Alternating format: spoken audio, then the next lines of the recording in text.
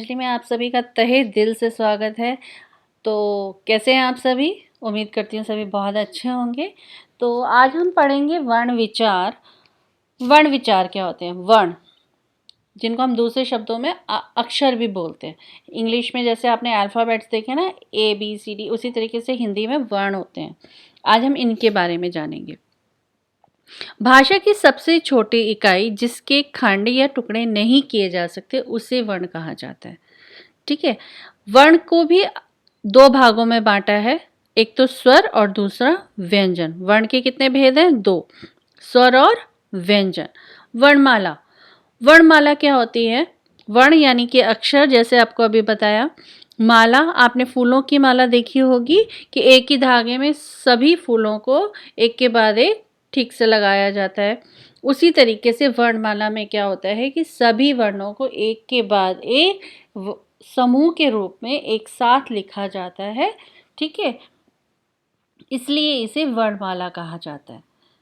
वर्णमाला का अगर शाब्दिक अर्थ देखें तो वर्ण जमा माला वर्णमाला कहलाता है, यानी कि वर्णों का समूह। ये है वर्णमाला। हमने वर्णों को दो भागों में बांटा था, स्वर और व्यंजन। तो यहाँ पे हमने स्वरों को और व्यंजनों को सबको एक साथ एक समूह में लिख दिया, एक, ठीक है, एक के बाद एक। जिस तरीके से माला में एक धागे में सारे फूल एक के बाद एक लगाए जाते हैं, उसी तरीके से यहाँ पे हमने वर्णमाला में सभी अक्षरों को एक के बाद एक क्रमानुसार लिखा है। तो स्वर अ आ इ ई उ ऊ ए ऐ ओ औ अं अः, ये कितने हैं? संख्या में 11 है। स्वर कितने हैं हमारे? 11 है। व्यंजन क ख ग घ ङ, च छ ज झ ञ, ट ठ ड ढ ण, त थ द ध न, प फ ब भ म, य र ल व, श क्ष स ह, क्ष त्र ज्ञ। ये सारे हैं व्यंजन। ठीक है, तो आज हम इस वीडियो में स्वरों के बारे में जानेंगे। मेरी जो दूसरी वीडियो आएगी उसमें हम व्यंजनों को समझेंगे। तो आज हम पढ़ेंगे इसमें कि स्वर क्या होते हैं, उनके कितने भेद हैं, उनको अच्छे से जानेंगे। तो देखते हैं स्वर क्या है। जिन वर्णों के उच्चारण में किसी दूसरे वर्ण की सहायता की जरूरत नहीं होती उन्हें स्वर कहा जाता है। इनका उच्चारण करते समय मुख से निकलने वाली वायु बिना रुके बाहर आ जाती है।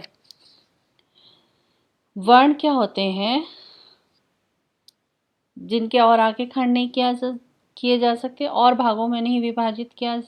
ठीक है, फिर उसको हमने वर्णों को समझने के लिए, अलग अलग समझने के लिए हमने इसको दो भागों में बांटे, स्वरों और व्यंजनों। अब स्वर क्या है? स्वर जो है ये ऐसे वर्ण होते हैं जिनमें किसी दूसरे वर्ण की सहायता की जरूरत नहीं होती। हमें इनको बोलने के लिए ना, इनको उच्चारण करने के लिए हमें किसी दूसरे अक्षर को नहीं लेना होता, किसी दूसरे अक्षर की हेल्प नहीं लेनी होती है। ये हम खुद इनको अच्छे से बोल सकते हैं। ठीक है, जब हम इनका उच्चारण करते हैं तो हमें किसी दूसरे वर्ण को नहीं लेना होता है। इनको बोलते समय आप देखोगे कि जब हम इनका उच्चारण करें अ आ इ ई, तो जब हम इन वर्णों का उच्चारण कर रहे हैं ना, तो हमारे मुंह से जो हवा निकल रही है, हमारे मुंह से जो वायु निकल रही है, वो हमारे मुंह में बिना किसी भी अंदरूनी भाग को टच किए, हमारे मुख के अंदर जितने भी भाग हैं उनमें से किसी भी भाग को टच किए बिना, अंदर रुके बिना वायु बाहर निकलती है। ठीक है, इसलिए ये स्वर कहलाते हैं। ठीक है, दो कारणों से ये स्वर कहलाते हैं। एक तो हमें किसी दूसरे वर्ण की जरूरत नहीं पड़ती इनको बोलते समय। दूसरा, जब हम इनको बोलते हैं तो इनको बोलते समय, इनका उच्चारण करते समय हवा जो वायु जो हमारे मुख से निकलती है वो मुख में रुके बिना बाहर आती है। ठीक है, अब ये हिंदी में 11 होते हैं। अब स्वरों को विस्तार पूर्वक हम समझेंगे 3 भागों में। ठीक है, इसके स्वरों के 3 भाग हैं आगे।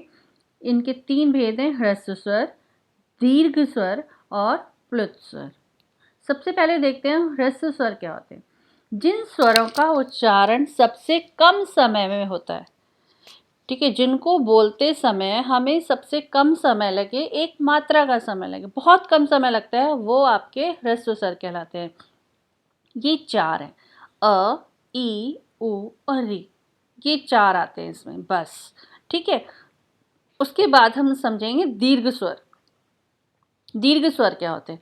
जिन स्वरों के उच्चारण में ह्रस्व स्वर से 2 गुना समय लगता है, ध्यान से देखिएगा, 2 गुना यानी कि बिल्कुल डबल समय लगे। जब हम इन वर्णों का उच्चारण करेंगे तो हमें बिल्कुल डबल समय लगता है ह्रस्व स्वर से। जैसे अ, ई, उ, री है ना, ठीक, तो इन चारों से हमें बिल्कुल ही डबल समय लगता है। तो हमने 11 स्वर जाने थे, 11 में से 4 हमारे निकल गए ऊपर, ह्रस्व स्वर में आ गए, बाकी कितने बच गए? 7, ठीक है। तो ये सारे के सारे आप सातों को आप लिख दोगे किसमें? दीर्घ स्वरों में। स्वर टोटल कितने हुए? 11 है, 11 में से 4 चले गए ह्रस्व स्वर में, बाकी जितने भी बचे आपको सारे लिखने हैं दीर्घ स्वर में, ठीक है। आ, ई, उ, ए, ऐ, ओ, औ, ये आपके कितने हो गए? 1, 2, 3, 4, 5, 6 और 7, ठीक है। 7 आ गए आपके दीर्घ स्वर में और 4 आ गए आपके ह्रस्व स्वर में। जिनको बोलते समय सबसे कम समय लगे वो आपके ह्रस्व स्वर, और जिनको बोलते समय ह्रस्व स्वर से 2 गुना समय लगे वो आपके दीर्घ स्वर। अब तीसरा देखते हैं प्लुत स्वर क्या होता है। जिन स्वरों के उच्चारण में ह्रस्व स्वर से 3 गुना समय लगता है, यहाँ पे बिल्कुल ही डबल समय लग रहा था, 2 गुना लग रहा था, यहाँ पे 3 गुना समय लगेगा, ठीक है, उन्हें प्लुत स्वर कहा जाता है। अब इसको आप देखोगे कि जब, जैसे आपने ओम का उच्चारण किया, ओम, ठीक है, तो ये आप यहाँ पे ओम का उच्चारण करते समय आप देखो कि आप ओ की जो ध्वनि है ना उसको 3 बार मुंह से बाहर निकाल रहे हो, ठीक है।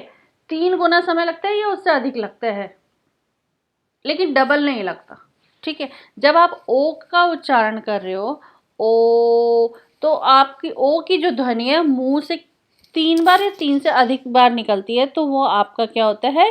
प्लुत स्वर में आता है, ठीक है। या तो हम यहाँ पे हिंदी की जो गिनती का 3 होता है उस तरीके से भी लिख सकते हैं, और या फिर हम यहाँ पे एस भी लिख सकते हैं। जैसे आपने कविताओं में देखा होगा ना, एस भी लिखा होता है, तो यहाँ पे 3 लिखने का मतलब है कि किसके बाद लिखा है? ये 3 ओ के बाद निकला है, यानी कि ये जो ओ की ध्वनि है वो आपके मुख से 3 बार निकल रही है, ओम, ठीक है। इसी तरीके से दूसरा देखो, सुनो, ठीक है, यहाँ पे सुनो नहीं बोला मैंने, अगर आपने ऐसे बोला तो सिंगल आवाज, या इसको हम सुनो, किसी को अगर हम बुला रहे हैं तो ये जो न के बाद जो ओ की साउंड आ रही है ना, वो आपकी तिगुनी आ रही है, उससे ज़्यादा बार, ठीक है। तो जब आप ओ का सुनो, जब आप इस तरीके से बोलते हो ना, तो ओ की ध्वनि ज़्यादा बार आपके मुंह से बाहर आती है, तो वो आपका प्लुत स्वर में आ जाएगा, ठीक है। जब आपके सबसे कम समय लगे, एक मात्रा का समय लगे, तो ह्रस्व स्वर, 2 मात्रा का समय लगे दीर्घ स्वर, 3 मात्रा का यानी कि 3 गुना समय लगे तो प्लुत स्वर। अभी तक हमने स्वरों को जाना, ठीक है। अब हम देखते हैं अनुस्वार। अनुस्वार क्या होता है? आपने कुछ अक्षरों के ऊपर ना इस बिंदु को देखा होगा, इसका उच्चारण नाक से होता है। अनुस्वार के चिन्ह के बाद आने वाला वर्ण क वर्ग, च वर्ग, ट वर्ग, त वर्ग या प वर्ग में से जिस वर्ग से भी संबंधित होता है ना, अनुस्वार यानी कि ये बिंदु लगाते हैं हम, अनुस्वार उसी वर्ग के पंचम वर्ण के लिए प्रयुक्त होता है। पंचम यानी 5वें नंबर पे जो अक्षर आता है, जैसे क, ख, ग, घ, ङ, ठीक है, च, छ, ज, झ, ण, तो ये जो है, ये जो 5वें नंबर पे जो अक्षर आ रहा है वो आपका पंचमा अक्षर कहलाता है। तो अनुस्वार के बाद जो भी, अब जैसे यहाँ पे आप देखो ये पंचम वर्ण है सारे, कचट तप, यानी ये जो हमारा जो वर्ग है ना, क वर्ग, च वर्ग, ट वर्ग, त वर्ग, प वर्ग, तो इनके जो 5वें नंबर पे जो अक्षर आ रहा है वो ये लिखे हुए हैं, ठीक है। अब ये गंगा, संबंध, चंचल। अब ये जो है ग के ऊपर हमने अनुस्वार लगाया, ये जो बिंदु है ये ग के ऊपर आ रहा है, तो ये कौन सा साउंड दे रहा है? ये इस अंक का साउंड दे रहा है। ठीक है, क्यों? क्योंकि ग के बिंदु के बाद जो भी अक्षर हम ये लिख रहे हैं ना, यहाँ पे अनुस्वार के बाद हमने ग लिखा है। अब ग कौन से वर्ग में आता है? क वर्ग में। क ख ग घ ङ। तो ये जो साउंड है ये हमें ये वाली साउंड दे रही है, संबंध। अब इस अनुस्वार के बाद ब, और इस ब स के ऊपर जो हमने बिंदु लगाया है उसके बाद कौन सा अक्षर आ रहा है? ब। हम एक एक बिंदु को लेके चलते हैं। ठीक है, स के ऊपर जो बिंदु आ रहा है वो ब, उसके बाद जो अक्षर है वो ब है। अब ब कौन से वर्ग का है? प वर्ग का। प, फ, ब, भ, म। पांचवें नंबर पे कौन सा है? म। तो ये जो स के ऊपर जो हमने बिंदु लगाया ये कौन सा साउंड देगा? ये म का साउंड देगा, सम। इसलिए बोलते हैं। अब ब के बाद हमने म क्यों नहीं बोला? हमने न क्यों बोला? संबंध।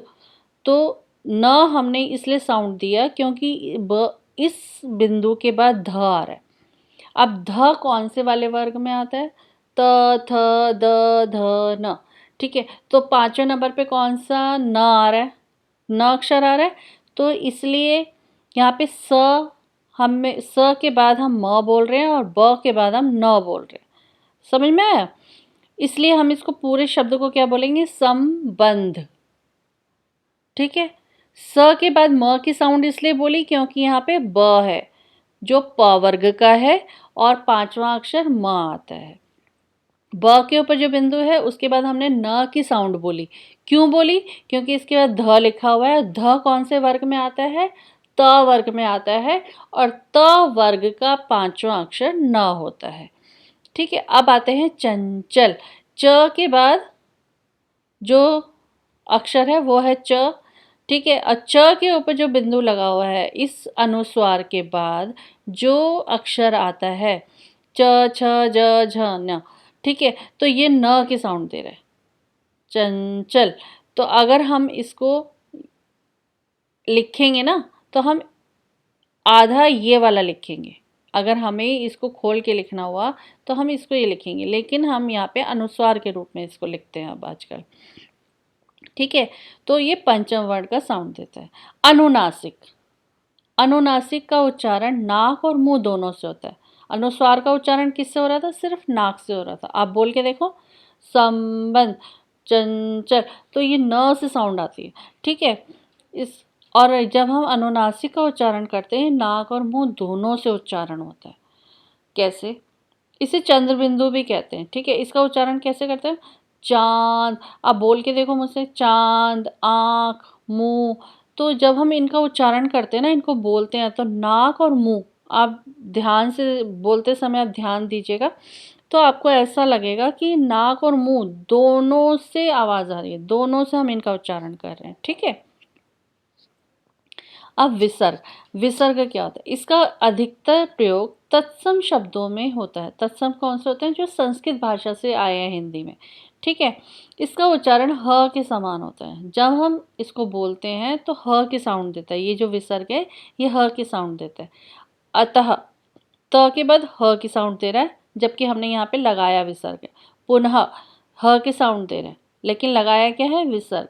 प्रातः, इस तरीके से और भी कई शब्द हैं। ठीक है, अतः, पुनः, प्रातः। तो विसर्ग लगाने के बाद साउंड कौन सी आ रही है? मुंह से ह की ध्वनि सुनाई दे रही है। एक होता है नुक्ता। ठीक है, अब ये नुक्ता क्या होता है?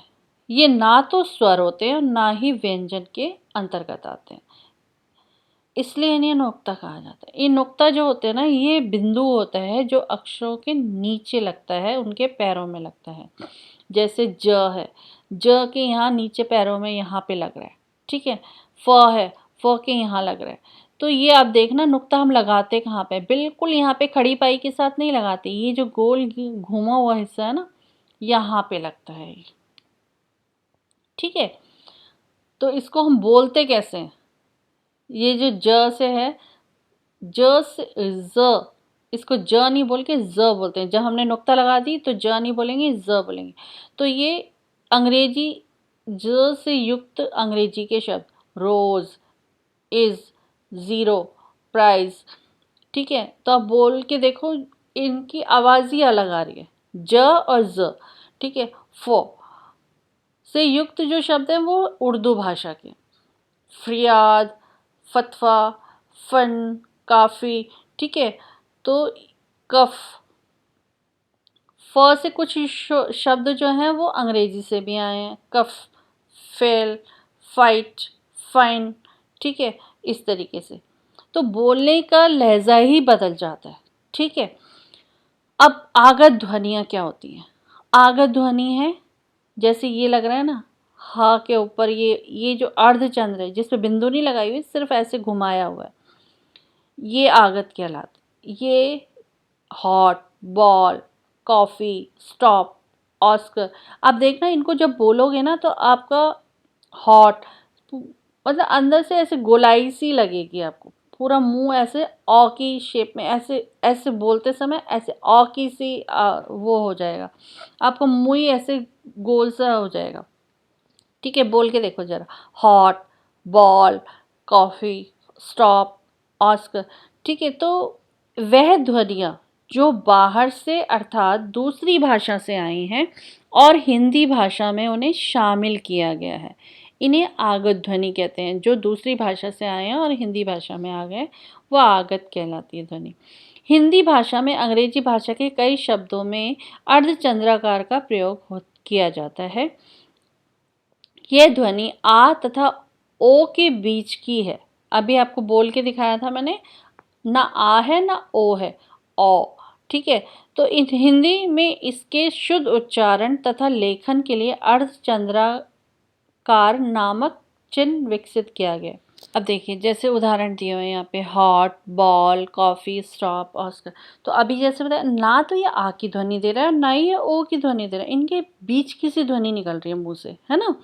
तो इसलिए इनको हमने हिंदी में अर्धचंद्राकार का नाम दिया। तो ये हमने आज की वीडियो में जाना कि जो दूसरी भाषा से हमारी हिंदी भाषा में शब्द आए हैं, कुछ उर्दू के हैं, कुछ अंग्रेजी भाषा के हैं, तो इनको बोलने का लहजा क्या है, और हम जब इनमें ये जो हम नीचे बिंदी लगा रहे हैं इसको क्या बोलते हैं, ठीक है। तो ये, और ये जो हम ऊपर इस तरीके से लगा रहे हैं इसको क्या बोलते हैं, तो ये सब जाना आज हमने। एक तो हमने आगत ध्वनि जानी, अर्धचंद्राकार के बारे में, नुक्ता के बारे में। फिर हमने विसर्ग जाने कि विसर्ग क्या होते हैं, अनुनासिक क्या होते हैं, अनुस्वार क्या होते हैं, ठीक है। और आज हमने स्वरों को जाना, स्वरों के भेद जाने, ठीक है। उसके हमने वर्णमाला को जाना और वर्णों के बारे में पढ़ा। तो ये आज की वीडियो हमने वर्ण विचार का एक पार्ट ख़त्म किया है, यानी हमने स्वर जाने हैं और दूसरा हमने नुक्ता, अर्धचंद्राकार, ठीक है, और अनुस्वार, अनुनासिक, इनके बारे में जाना कि ये क्या होते हैं। अब जो दूसरी वीडियो है उसमें हम लोग पढ़ेंगे व्यंजन। तो दूसरी वीडियो में फिर से आऊँगी इसी लेसन के दूसरे भाग के साथ, जिसे हम कहेंगे व्यंजन। व्यंजनों को हम पढ़ेंगे दूसरी वीडियो में, और तब तक के लिए धन्यवाद। आज्ञा दीजिएगा।